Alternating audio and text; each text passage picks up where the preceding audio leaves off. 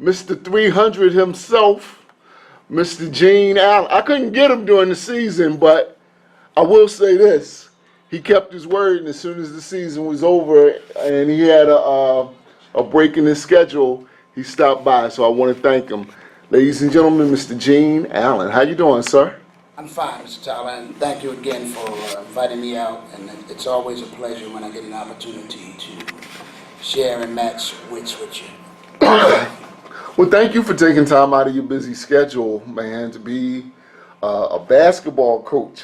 Like if this was if you were a basketball coach back in the day, I'd be like, man, bro, just come on by. But you know, I have a show that I do, an internet show I do in Philly, and we were talking about sports and basketball in particular.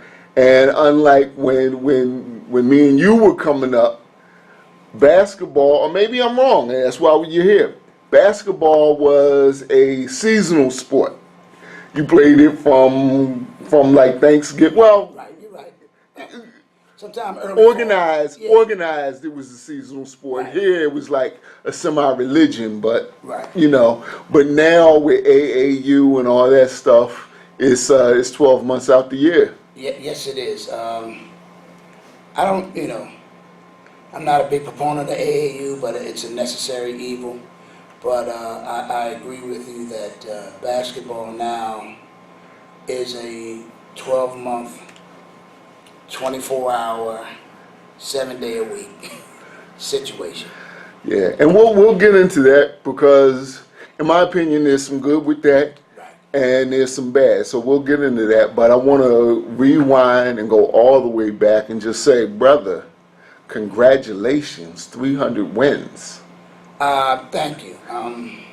You know, we're a little late because you did your 300 tour with some other people, but that's all right. You know, I seen you in the press. I seen you on the other cat sports show, but it's all good. You're here with me now. I appreciate it. Yes, I say the best for last. But to be honest with you, Ray, 300 wins in time when we sit around and we can't move with the dexterity that we have right now. We can talk about that, but to me, it's just a game, and I got to move on. In fact, I'm still kind of the fact that we left the playoffs a little earlier than expected, so we're back at it grinding and. Right. Now, are you still old school in that regards? Because I'm an NBA fan from like the 80s on, and I can remember, for real, if you were the MVP player of the league in the NBA back when Magic and them was playing, you hated to go on the road that week because Alex English, Michael Jordan, Larry Bird, who am I forgetting? Bernard King, Isaiah Thomas. Oh, the MVP's coming to town. Yeah, you know what I mean? And they be literally saying, you need to send me that trophy, Holmes. You know what I mean? Absolutely. People used to take that personally. Absolutely. So did you feel like after you got 300, people kind of put a target on you a little bit? Well, you know what it is. When you coach at Atlantic City, you always have the target. So that's true. Nothing changed. You know what I mean? Actually, I think people kind of acknowledged that it was a big to do, and you kind of got your props, but at the same time, you got that blue and white on, so that means something. So that means you got to come with your A game every night. Wow. If you're just tuning in, you're listening to The Light here on the mighty 91.7 WLFR. We're here with the mighty Gene Allen, who is the head coach of the boys basketball team, the Atlantic City Vikings, and he took time out of his busy schedule to be with us this evening.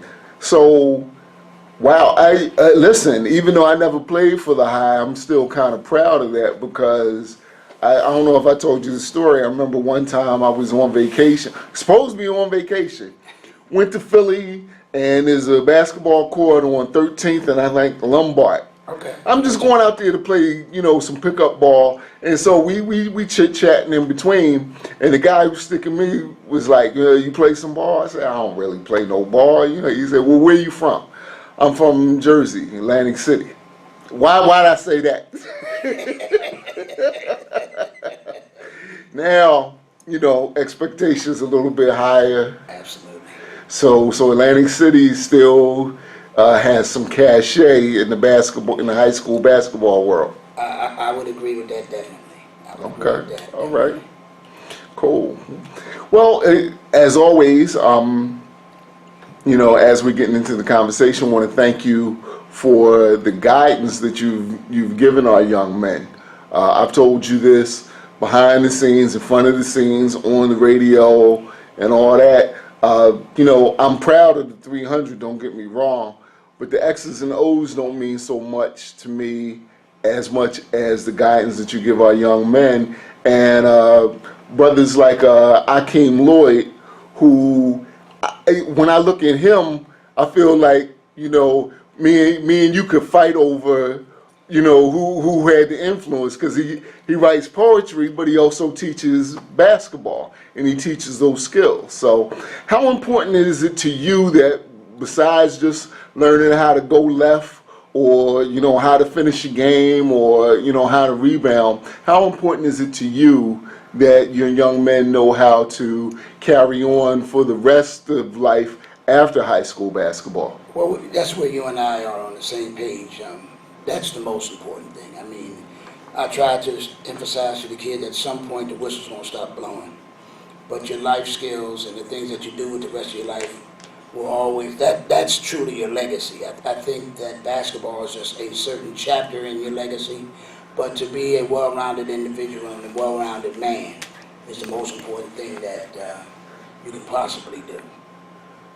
So then, and this may be a stupid question, when you take on a young prospect, a young talent, a team, because I really, you came along after my time at the high school. I don't know exactly how you work.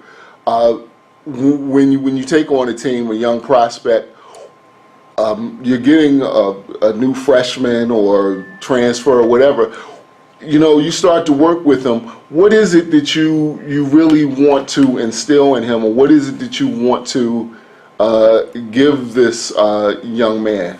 I think that's a great question, first of all. But what we try to, I guess, it's like anything else. You got to break it down and then actually rebuild that foundation. I think a lot of our young men, first of all, lack interaction with other men. Right. And so there's a process that we have to go through in which they start to understand actually what manhood really is. And I'd say that freshman and sophomore year is a struggle. It's a big time struggle. By the middle of their junior year, they start to understand and comprehend exactly what we're trying to do, not only on the court, but outside of the court. And then that end of that junior year and that senior year, they seem to flourish not only as basketball players, but as student athletes. Wow.